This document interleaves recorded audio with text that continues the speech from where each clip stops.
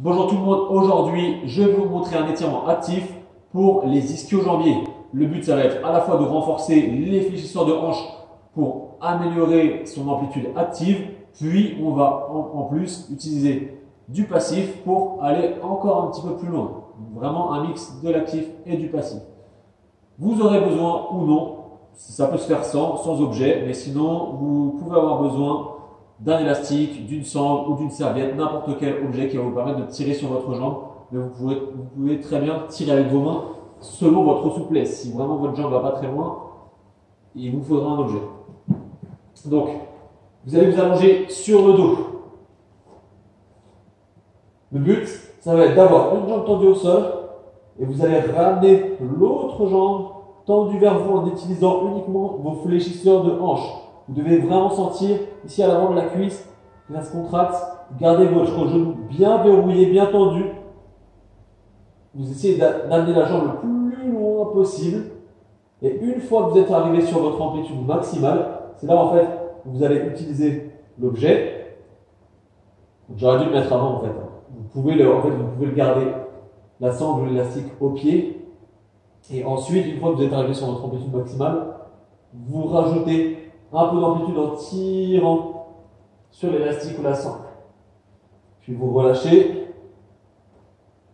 Et là, on recommence. Donc, flexion active de la hanche. Je ramène la jambe vers moi en contractant mes fléchisseurs de hanche.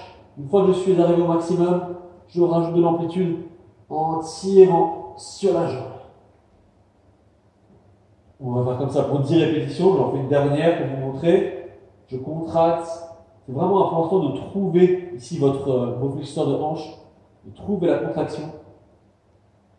On amène le plus loin possible. Vous devez sentir évidemment vos quadriceps, si votre genou est bien verrouillé.